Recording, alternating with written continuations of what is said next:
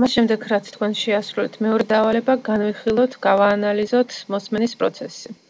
რა ხდება მსმენელის თავში, ტვინში რა რეაქცია აქვს მას, როცა ცალკეულ ფრაზებს ისმენს. როცა ვიზმენთ პირველ ფრაზას, თქვენ დაუკავშირეთ კომპანიო ჯეოსელის სააბონენტო სამსახურს. მსმენელი ახდენს იდენტიფიცირებას, ანუ ის ნომერი, რომელიც მან აკრიფა, ესე იგი სწორი არის და ის სწორად რეკავს. რეაქცია არის, აჰა, ესე იგი სწორად რეკავ. შემდეგ ესმის შემდგომი ჩანაწერი, ქართული ენის ამოსარჩევად დააჭირეთ ღილაკს 1, რუსული ენის ასარჩევად დააჭირეთ ღილაკს 2 და ასე შემდეგ. ის ფიქრობს, მე ქართული მირჩევნია, თუმცა სხვა შემთხვევაში ვიღაცა შეიძლება რუსული არჩევოს ან ინგლისური, ყოველ შემთხვევაში ის ამ სამიდან უკვე არჩევს იმ ციფრს, რომელიც მას უნდა და აჭერს შესაბამის ღილაკს. ამის შემდეგ მოდის ტექსტი თქვენი იმყოფებით მთავარ მენიუში, სიახლე ჯეოსელში ღილაკი 1, ხშირად მოხმარებადი სერვისები ღილაკი 2 და ასე შემდეგ. რას აკეთებს მსმენელი? ის მიყვება მენტალურად ყველა ფრაზას და ცხრილავს ინფორმაციას, რომელიც არ ჭირდება. სიახლე არ აინტერესებს. მაგალითად, ხშირად მოხმარებადი სერვისები არ აინტერესებს. სანამ არ მივა იმ პუნქტამდე, რომელიც მას აინტერესებს, ის ისმენს, მართალია დეტალურად ისმენს ყველა ინფორმაციას, რომ გაიგოს, როგორ იმოქმედოს შემდეგში, მაგრამ როგორც კი მიაღწევს იმ ადგილს, რომელიც მას აინტერესებს, ის დააჭერს შესაბამის ღილაკს თითს. მე მოცემულ ჩანაწერში სპეციალურად განგებ არ დავაჭირე სამიანს, მანამ სანამ 5-ვე თუ 7-ვე შესაძლებლობა არ იყო ჩამოთვლილი, იმისთვის რომ თქვენ გაანალიზოთ თუ რა ტექსტი არის მთლიანობაში და რისი გაკეთების შესაძლებლობა აქვს ადამიანს. უფრო ბუნებრივი იქნებოდა, რომ მესამე შეთავაზების გაგებისთანავე დამეჭირა სამიანზე და გამეგრძელებინა მოსმენა.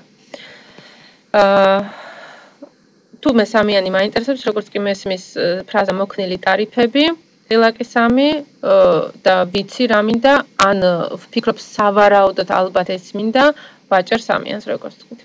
ამის შემდეგ ვაგრძელებთ მოსმენას, მოდის უკვე სხვადასხვა შემოთავაზება, ტარიფი 1-10 ლაილაის აბონენტებისთვის და ასე შემდეგ. პროცესი მოსმენის ისევ იგივე არის, როგორც წინა ნაბიჯის დროს იყო. მსმენელი ცხრილავს ინფორმაციას, ეს არ მაინტერესებს, ეს არა, ესეც არა და როცა მიდის იმ ინფორმაციასთან, რომელიც სავარაუდოდ აინტერესებს, მაგალითად ამ შემთხვევაში სერვისი ოპტიმალ 50 ჯეოსელის აბონენტებისთვის, ღილაკი 7, მაშინ ვაჭერ მე-7 ღილაკს თითს. ამ მაგალითიდან ჩანს, რომ ერთი ტიპის ტექსტი გვაქვს მართალია, მაგრამ მსმენელი სხვადასხვა ფორმით უსმენს ამ ტექსტს. რაღაც ნაწილს ისმენს გლობალური გაგების დონეზე, ანუ რომ გაარკვიოს, რომელი ენა სჭირდება. გარკვეულ ნაწილს ისმენს დეტალურად, ხოლო რაღაც მომენტში სელექციასაც ახდენს. ანუ როგორც მეორე ნაბიჯის დროს იყო, შეიძლება მოусმინოს 7-ვე ვარიანტს და შემდეგ აერჩიოს მესამე, მაგრამ შეუძლია მაშინვე აერჩიოს მესამე ვარიანტი, როგორც კი გაიგონებს იმ ფრაზებს, რომელიც მას აინტერესებს.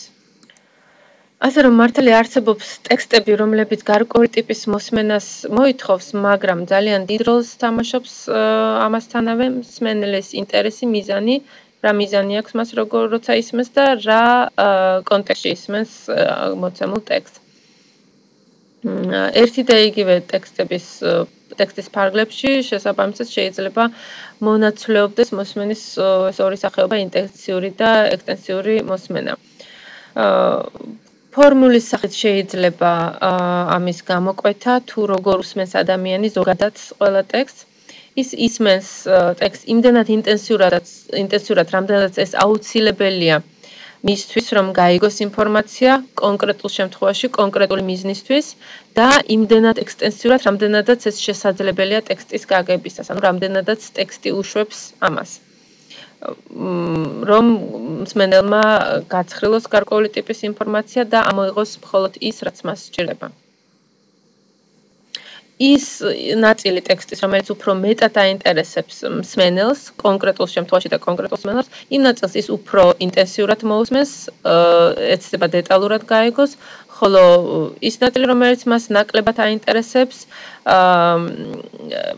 შეიძლება დამუშავდეს ექსტენსიური მოსმენით და მისი ყურადღებაც შედარებით მოდუნებული შეიძლება იყოს გამომდინარე იქიდან თუ რა კონტექსტი გვაქვს და რა მიზანი აქვს მსმენელს. როგორ მიმდინარეობდა მოსმენის პროცესი და ამონარჩევის განვითარება ძველი მეთოდით. ძველი მეთოდით ყველა ტექსტი იქნებოდა ეს წასაკითხი თუ მოსასმენი ინტენსიურად მუშავდებოდა, ანუ ითარგმნებოდა ყოველი სიტყვა, არ ხდებოდა ინფორმაციის დახარისხება, ყველა საინფორმაციო ერთეული თანაბარ მნიშვნელოვნად მიიჩნეოდა და აქცენტი კეთდებოდა უფრო იმაზე, თუ რა ვერ გაიგო მოსწავლემ. და ხდებოდა იმის ახსნა, რაც ვერ გაიგეს. რა ხდება ახალი მეთოდით მოსმენის მოსასმენი ტექსტების დამუშავებისას. აქ ძირითადი აქცენტი კეთდება მოსმენის უნარჩვევის განვითარებაზე, ანუ ექსტენსიური მოსმენის ტიპზე და ისეთ ტექსტებზე, რომლებიც ამისთვის არის განკუთვნილი. შედეგი, რომელიც ამის შედეგად გვაქვს, ის არის, რომ მოსწავლე ერთი მხრივ თავდაჯერებული ხდება, მას აღარ ეშინია უცნაური უცხო ტექსტის მოსმენა. ის აცნობიერებს, რომ ტექსტში შეიძლება იყოს ბევრად უფრო მეტი ინფორმაცია, რომელიც მას სჭირდება და სწავლობს ამიტომ გამიზნულად კონკრეტული ინფორმაციის ამოკრეფას ტექსტიდან. ანუ ვთქვათ, წინადადებაში არის 8 სიტყვა და მოსწავლეს აქედან მხოლოდ 3 ესმის. თუ ეს სამივე საკვანძო სიტყვა არის, მას შეუძლია გამოიტანოს აზრი წინადადებიდან და აღარ ეცდება 8-ვე სიტყვა თარგმნოს ლექსიკონით. ამავდროულად მოსწავლე სწავლობს ვარაუდების გამოთქმას და მოსმენისას ორიენტირებულია შინაარსობრივ მხარეზე. და რაც თავარია, ის სწავლობს მიზანმიმართულად მოსმენას. ანუ ის არის მის ტექსტს თავიდან ბოლომდე იმ მიზნით, რომ ყველა დეტალი და ყველა წინადადება გაიგოს, არამედ მისთვის თავარია, რასაც მიზნად დაისახავს, თქვათ, გაიგოს ტექსტის ძირითადი აზრი, ის უსმენს გლობალურად, ანუ ძირითად აზრს გამოიტანს. თუ მისი მიზანი არის კონკრეტული საინფორმაციო ერთეულების გაგება, ის სწორედ ამ ერთეულებზე ამახვილებს ყურადღებას. განვიხილოთ ცალ-ცალკე დავალებების სახეობები ინტენსიური მოსმენის დროს და ექსტენსიური მოსმენის დროს. დავიწყოთ ინტენსიური მოსმენის სახეობით. მთავარი არის მოსმენის უნარჩვევაზე ორიენტირებული დავალებები საწყის ეტაპზე მაინც არ მოიცავდეს მოსწავლისგან პროდუქტული უნარების გამოყენების მოთხოვნას. ანუ როცა მოსწავლეს ვაძლევს მოსასმენ დავალებას, მან მისგან არ უნდა მოვითხოვდეთ იმავდროულად მაშინვე საწყის ეტაპზევე რაღაცის დაწერას ან თქმას. წერა და ლაპარაკი, როგორც ვიცით, პროდუქტული უნარჩვევები არის. მაგრამ როგორ შეიძლება მასწავლებელმა შეამოწმოს, გაიგო თუ არა მოსწავლემ ის, რაც მოასმენინა და საერთოდ რა შედეგი გამოიღო მოსასმენმა მასალას. ეს კარგად ჩანს შემდეგ მაგალითებში. პირველი მაგალითი არის ბინგოს თამაში, ეს შეიძლება იყოს რითხვებით, ასოებით, სიტყვებით. რა ხდება ამ დროს? ერთ-ერთი მაგალითი არის, ვთქვათ, როცა რიცხვებზე ვავარჯიშებთ მოსწავლეებს, ისინი მოსმენამდე 9 კვადრატისგან შემდგარ ოთხკუთხედში წერენ რიცხვებს 0-დან 20-მდე მაგალითად, თავისი შეხედულებისამებრ. ხოლო ტექსტის მოსმენისას ისინი შემოხაზავენ იმ რიცხვებს, რომლებიც ისმის ჩანაწერში, ანუ რომელსაც ისინი გაიგონებენ. ის მოსწავლე, რომელიც ყველა რიცხვს შემოხაზავს, ანუ რომელსაც გაუმართლებს და აღმოჩნდება, რომ ყველა რიცხვი ისმის ჩანაწერში, ის ყვირის ბინგოს და გამოდის გამარჯვებული. შესაბამისად, მოსწავლეები რეცეპტულ დონეზე ითვისებენ ან ავარჯიშებენ თავიანთ უნარებს, სწავლობენ რიცხვებს, მაგრამ ამავდროულად მათგან არ ითხოვს მასწავლებელი იმას, რომ ეს რიცხვები წარმოთქვას ამ ენაზე, ან გართულებული ვარიანტი იქნებოდა მოსწავლეებს თვითონ ჩაეწერათ რიცხვები კვადრატებში. ანუ ეს დავალება მათთვის შედარებით მარტივი არის, რადგან გულისხმობს რიცხვების ათვისების ერთ-ერთ საწყის ეტაპს, როცა თავარი არის ჯერ ყური შეაჩვენ რიცხვებს და იდენტიფიცირება შეძლონ. დავალების გართულება ან გაიოლება შეიძლება ჩანაწერის ტემპის აჩქარებით ან შენელებით. მაგრამ ყველაზე კარგი რაც ამ დავალებას აქვს არის ის, რომ მოსწავლე პირველსავე მოსმენაზე, პირველივე ეტაპზე არ წერს, მისგან არ მოეთხოვება იმის დაწერა, ანუ პროდუქტული უნარჩვევება და არც არაფერს ამბობს. ის მხოლოდ იდენტიფიცირებას აკეთებს, თუ გაიგონებს იმ რიცხვს, რომელიც მას უწევია, შემოხაზავს და ეს საკმარისია მოსმენის უნარჩვევის განვითარებისთვის მოცემულ ეტაპზე. იმავე ტიპის არის მეორე მაგალითი, სადაც მოსწავლე ყურს უგდებს მოსასმენ ტექსტს და მხოლოდ ხაზავს რაღაცას ან ხატავს და აქედან ჩანს მას სწორად ესმის ჩანაწერი თუ არა. მაგალითად, როცა ვარჯიში არის ციფრებით ან სიტყვებით. ფურცელზე აღნიშნული სხვადასხვა ციფრებით დანომრილი წერტილები მოსმენის დროს მოსწავლე თანამიმდევრულად აერთებს ამ წერტილებს ერთმანეთთან, რადგან თითოეულ წერტილს თითოეული რიცხვი შეესაბამება, რა რიცხვის ესმის მას ჩანაწერში, იმის მიხედვით ირჩევს წერტილის თანამიმდევრობას, რომელი წერტილის მერე რომელი წერტილისკენ უნდა წარმოცოს ფანქარი, ვთქვათ. და ბოლოს თუ ის სწორად შეერთებს ამ წერტილებს ერთმანეთთან მოსმენილი ტექსტიდან გამომდინარე, შეიძლება დაიხატოს ასოებით ერთი სიტყვა ან ერთი დიდი ციფრი. ამ დავალებას ვარიაციაც გააჩნია, მოსწავლეებს თვითონ შეუძლიათ შეადგინონ ასეთი დავალება, რაც მათთვის თამაშს უდრის და შეუძლიათ გაათამაშონ ეს დავალება თავის მეწყვილესთან ერთად. ინტენსიური მოსმენისთვის გამოდგება ასევე მესამე მაგალითი ლოტოს თამაში რიცხვებით. რა ხდება ამ დროს? სასურველია ავთენტური ლოტოს მოსმენა და ასევე ლოტოს ბარათების გამოყენება.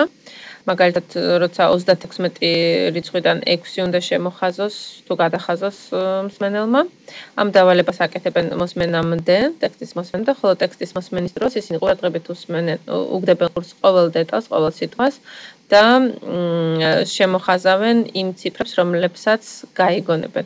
თუ მათ მიერ აღნიშნული წინასწარ აღნიშნული ციფრები დაემთხვა მოსმენილ ციფრებს, ასეთი მოსწავლე გამარჯვებულია. ანუ აქაც ხდება რეალური ცხოვრების სიმულაცია, როგორც რეალურ ცხოვრებაში ვყიდულობთ ლოტოს ბარათებს, ვუსმენთ შემდეგ სატელევიზიო გადაცემას და ვინიშნავთ, ემთხვევა თუ არა გათამაშებული ციფრი ჩვენს მიერ შემოხაზულ ციფრს, ზუსტად იგივეს აკეთებს მოსწავლეც ოღონდ უცხო ენაზე და უცხოენის შესწავლის მიზნით. ძალიან ეფექტური და სახალისოც არის ეგრეთ წოდებული ვიზუალური კარნახი, რომლის დროსაც მაგალითად შეიძლება ვარჯიში თანდებულებზე. ვთქვათ, როცა მასწავლებელი აღწერს ოთახს და ან მოსასმენი ტექსტი გვაქვს, რომელშიც აღწერილი არის ერთი რომელიმე ჩვეულებრივი ოთახი, სადაც გვხვდება ფრაზები, როგორიც არის მაგიდის ქვეშ, კედელთან, ფანჯრასთან, სარკის წინ და ასე შემდეგ. მოსწავლეები დეტალურად უსმენენ ტექსტს და ხატავენ ოთახს აღწერილობიდან გამომდინარე. ამავე ტიპის არის დავალება, როცა მოცემული გვაქვს რომელიმე ცნობილი ნახატის სურათის აღწერილობა მოსასმენი ტექსტის სახით, ხოლო მოსწავლე დეტალურად უსმენს, ინტენსიურად უსმენს ყველა დეტალს და თავის საკუთარ ვარიანტს ხატავს. ამ დავალების გაკეთება შესაძლებელია წყვილებშიც, ეს უფრო სახალისოც არის. ამ და ნახსენები დავალებების დადებითი მხარე მდგომარეობს იმაში, რომ მსმენელისგან არ მოვითხოვთ პროდუქტული უნარჩვევების გამოყენებას. ის მხოლოდ უსმენს ტექსტს და არავერბალურად ახდენს მოსმენელის იდენტიფიცირებას. ამავე პრინციპით გამოიყენება ჩვენი მეხუთე მაგალითი, რუკით მუშაობა, როცა მოსმენილი ტექსტიდან გამომდინარე, მსმენელი აღნიშნავს მარშრუტს რუკაზე. ან როცა მოცემული არის სურათები ცალკეული შენობებით, ნაგებობებით, ხოლო მოსასმენ ტექსტში გვაქვს აღწერილობა ამ შენობების დანიშნულების და მსმენელი აკავშირებს სურათებს ტექსტებთან. გულისხმობ ნუმერაციას, მოსასმენი ტექსტები შეიძლება იყოს დანომრილი, ანუ ეს მოსმენის დროსაც ისმოდეს მათი ნომერი და ეს ნომერი მიუსადაგოს მსმენელმა შენობის გამოსახულებას რუკაზე.